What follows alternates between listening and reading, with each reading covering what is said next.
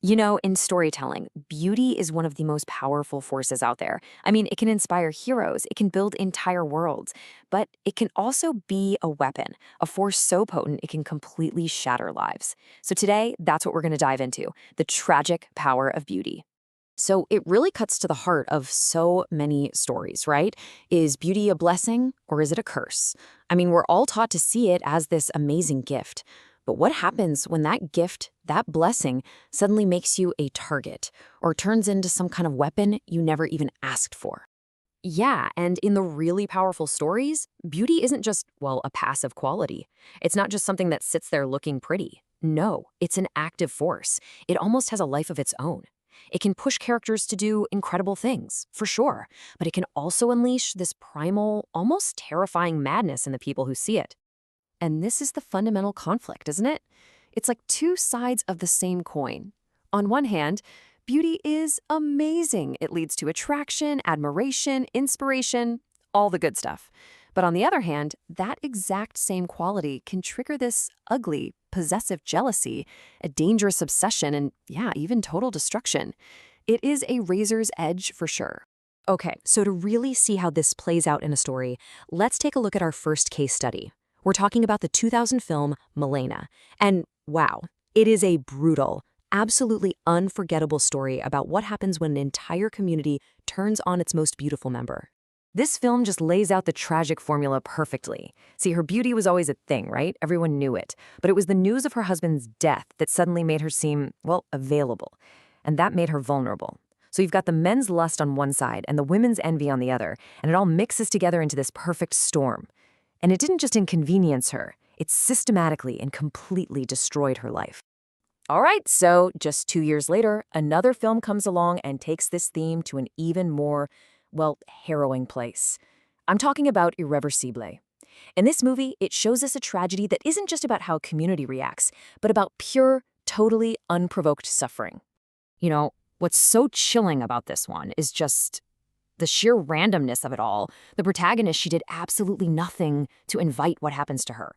She just existed, and her beauty, through no fault of her own, became like a magnet for a catastrophic event.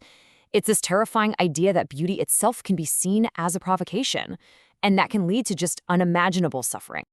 Okay, so here's where these two case studies connect in a really, really fascinating way. The actor who played both of these tragic women, Milena in the first film and Alex in the second, was the same person. It was Monica Bellucci. So this just begs the question, right? Was that just a coincidence? Or was that casting choice absolutely essential to the message of these films? Why did it have to be her to tell these specific, absolutely devastating stories? Well, it turns out her casting was the whole point. See, at the time, Monica Bellucci was seen as having this iconic, almost otherworldly beauty. So if you're going to tell a story about beauty's destructive power, you need an actor who embodies that idea so completely that the audience gets the stakes immediately. Her presence, it wasn't just part of the plot, it was the plot device. So what is it that makes these stories feel so incredibly potent? Well, it's because they're not just about cinema, right? They tap into something way more fundamental, something deep inside all of us, our own human nature. You know, there's a Korean proverb that I think sums this up perfectly. It basically says, if you have a choice, pick the red skirt. In other words, all other things being equal, we choose the more beautiful option. It's a simple little saying, but it reveals a huge truth about our basic wiring. I mean, think about it. We are fundamentally drawn to beauty. We seek it out, we admire it, we want to be around it. And the argument here is that this isn't just some social construct, you know? It's not something we're just taught. It's a deep, natural, and totally universal human instinct. And this is the final tragic twist. The exact same instinct that lets us appreciate a beautiful piece of art or a stunning sunset, that is the very same instinct that, when it goes unchecked, leads to the jealousy, the obsession, and the destruction we saw in those films. The problem isn't some external force. It's born right inside of us. Our own natural instinct for beauty holds the seed of catastrophe.